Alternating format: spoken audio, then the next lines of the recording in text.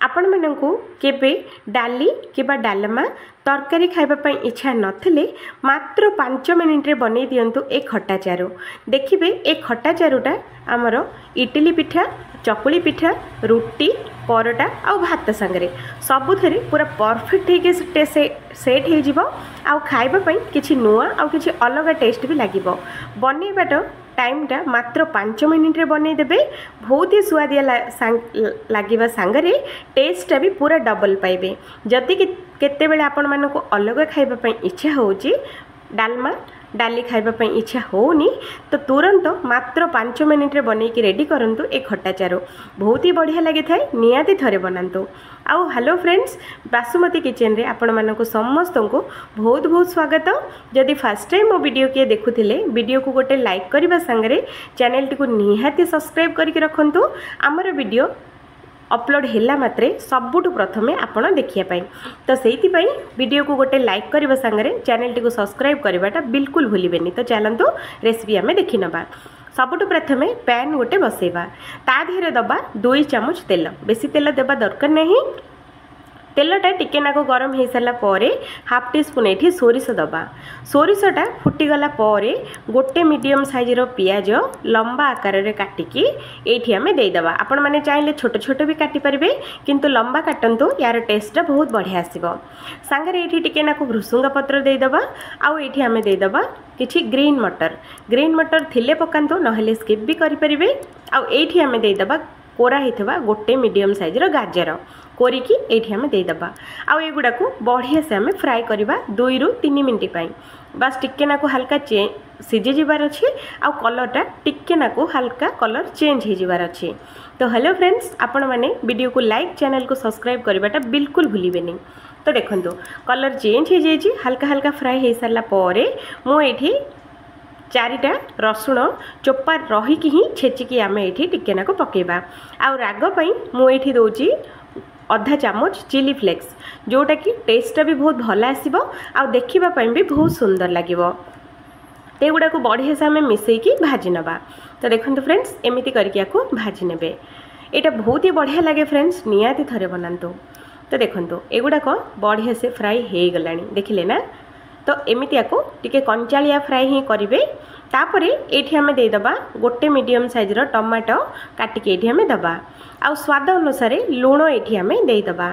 आउ half tea spoon ये आम हलदी गुंड दबा। आउ हाफ टी स्पून रो भी कम ये लंका गुंड दबा। आउ हाफ टी स्पून पूरा धनिया गुंड ये आम देदेबा।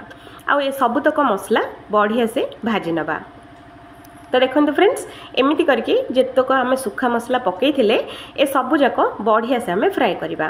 तो देखो एमती जिते बड़े आपण मानक बढ़िया से फ्राए हो 2 ରୁ 3 सेकेंड भितर, तो ये आम किसी नुआ अलग जिनस पकेबा। तो या सिझापी 5 मिनिट छाड़ीदबा पूरा स्लो मीडियम रे। तो देखो 5 मिनिट रे आमर जो गाजर, पियाज, टमाटो बहुत ही बढ़िया से सॉफ्ट हो जाए। देखिले ना, स्लो मीडियम रे ही घोड़े की छाड़े।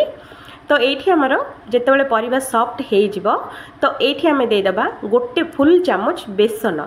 बेसन निहाती दिंतु, स्किप बिल्कुल भी करेंगे। तो ये सबूतक बेसनटा सुखा बेसन दे सारा पर आपको किसी सेकेंड पे भाजवा। मिनिमम 5 ରୁ 6 सेकेंड पर्यंत यहाँ को भाजवा। बेसी टाइम भाजवानी, नहेले कड़े लगिज आ बेसनटा पोड़ीज। आ ये पूरा रेसिपीटे आपण मैंने स्लो मीडियम रे ही बनइबे। तो यहाँ बेसनटा टिके नाको फ्राए हो सारा पर आधे मुझे दौची गोटे कप दही।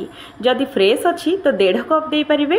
जदि टिके नाको खट्टा अच्छी तो गोटे कप दियंतु। मोर ये दहीटा टिके नाको खट्टा अच्छी, तो से मुझे गोटे कप ये नहीं। जदि आपण मैंने फ्रेश दौरान तो 1.5 कप दे पारिबे। तो यहाँ को बढ़िया से आम मिसई नवा। तो देखो फ्रेंड्स, एमती करके मिसईबा। आउ 5 मिनिट पूरा स्लो मीडियम रे सिझेबा। तो देखो 5 मिनिट रे आमर जो दही आ बेसनटा बहुत ही बढ़िया से सिझी जाइए। आ पूरा देखी पारे आपण मैंने बहलिया भी हो जाइए। तो एते बहलिया तो आम खाई परिबानी। तो आधे आम दबा 2 कप पानी। जो कप्रे मु मापिकी नहीं दही, से कप्रे ही 2 कप मापिकी ये आम पानी देदेबा। आपण मैंने जदि पतला खाइबा इच्छा अच्छी तो टिके नाको पतला आउ टिके पानी अधिक दे पारिबे। जदि बहलिया खाइबार इच्छा अच्छी तो गोटे कप पानी कमे दियंतु। तो चलतु यटा को बढ़िया से आम गोल नवा। तो देखिपे ये आम गैस फ्लेमटा को हाई करवा, हाई रे ही 10 मिनट आपको पूरा सिझेबा। तो देखो 10 मिनट पर हल्का हल्का बढ़िया से आमर सिझी जाइए। एमती जो फेण फेण जो आसी थाए साइड रे एटा को आम गोले गोले एक चारु दिहरे आम गोले दबा। तो देखो एमती आपको गोले देले टेस्ट बहुत बढ़िया आसीबो आ बहुत ही शीघ्र बहलिया भी हो। तो यहाँ 10 मिनट पूरा सिझिकी रेडी हो गलानी। तो ये आम देदेबा कि कटा होता धनिया पत्र देकी गैसटा को बंद कर नवा। आउ ये धनिया पत्र दे सारा पर बढ़िया से गोले नवा। तो देखो आमर आज रुटी परोटा भात सांगे सबुथ जमी परफेक्ट मैच हो गला परी खट्टा चारू। ये चारूटा निहाती थे बनातु, देखिए समस्त को बहुत ही बढ़िया लगे। आमको तो बहुत ही बढ़िया लगी। आपण मानक केमिति लगिला कमेंट करबा बिल्कुल भूलिबेनी।